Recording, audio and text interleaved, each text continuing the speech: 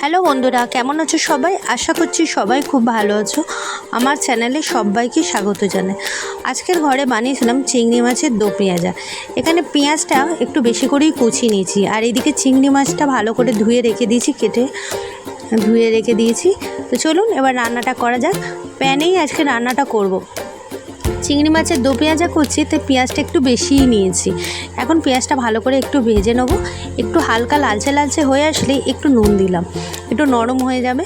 এবার চিংড়ি মাছটা দিয়ে ভালো করে নাড়াচাড়া দেবো। এতে বিশেষ কিছু মশলা লাগে না, পেঁয়াজটাই একটু বেশি লাগে, আর আদা রসুন আর প্রত্যেক দিনের যা যা মশলাপাতিগুলো লাগে, লঙ্কা গুঁড়ো, হলুদ গুঁড়ো, জিরে গুঁড়ো আর স্বাদ মতো নুন আর টমেটো, ব্যাস এই দিয়েই আজকে রান্নাটা সারবো। খেতে হয় দারুণ, আর স্বাদও হয় একদম দুর্দান্ত। আচ্ছা, একটু টমেটোটাকে আমি এখানে বেটে নিয়েছি, যাতে তাড়াতাড়ি যাতে মশলার সাথে একটু মিশেও যায় আর বেশ রঙটাও যাতে ভালো আসে। তো এখন টমেটোটা দিয়ে ভালো করে এখন কষিয়ে নিচ্ছি। চলুন, শিলপাটাতে আমার বাটা হয়ে গেছে এদিকে আদা রসুন আর পেঁয়াজ, এবার ওটাও দিয়ে দিই। একসাথেই বেটে নিয়েছি। একটু কাঁচা লঙ্কা দিলে ভালো হতো, কিন্তু সে আর নেই। থাকলে তো দেবো, কাঁচা লঙ্কাটা একটু ছেড়ে ছেড়ে দিতাম। কাঁচা লঙ্কাটা নেই, শেষ হয়ে গেছে। দিলে কিন্তু স্বাদ হতো ভালো আরও। তো ঠিক আছে, লঙ্কা নিতে কী হয়েছে, লঙ্কা গুঁড়ো দেবো, একটু হলুদ গুঁড়ো দেবো, একটু জিরে গুঁড়ো দেবো, স্বাদ মতো লঙ্কা গুঁড়ো, হলুদ গুঁড়ো, জিরে গুঁড়ো সবই দিতে হবে পরিমাণ মতো।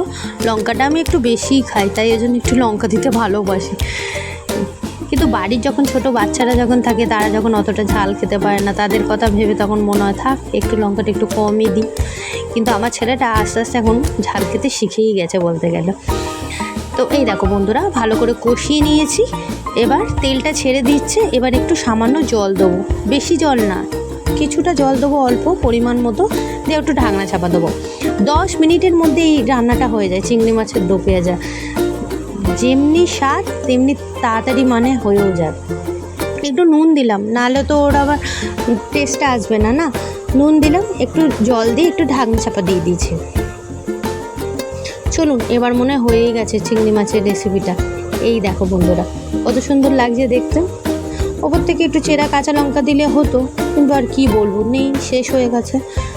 ব্যাস, এবার নামাবার সময় একটু গুঁড়ো গরম মশলা দিয়ে দিলাম। আরও অনেক কিছু রান্না করেছি, দেখাচ্ছি। এই যে চিংড়ি মাছের দো পেঁয়াজাটা রেডি হয়ে গেছে। এবার সবাইকে খেতে দিয়ে দেবো। এইটা সাথে ছিল গরম ভাত, এটা থাকলে আর কিছু লাগেই না, কিন্তু আজকে অনেকগুলো রান্না করেছি। এবার সবাইকে খেতে দেবো। প্যানেই আমার এই রান্নাটা হয়ে গেল। বেশ অনেকটা তেল দিয়ে করেছি, তেলটাও উঠেছে অনেকটা। এই গ্রেভিটা দিয়েই আজকের ভাত খাওয়া হয়ে যাবে।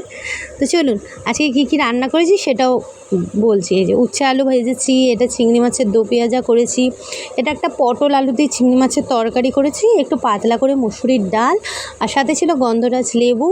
ও পটল ভাজাটা ভুলে গেছিলাম, পটল ভাজা, আর ছিল পমফ্রেট মাছ ভাজা। তো চলুন এবার খেয়ে নেওয়া যাক। ছেলেকেও খেতে দিয়ে দেবো, নিজেও খেতে বসে পড়বো।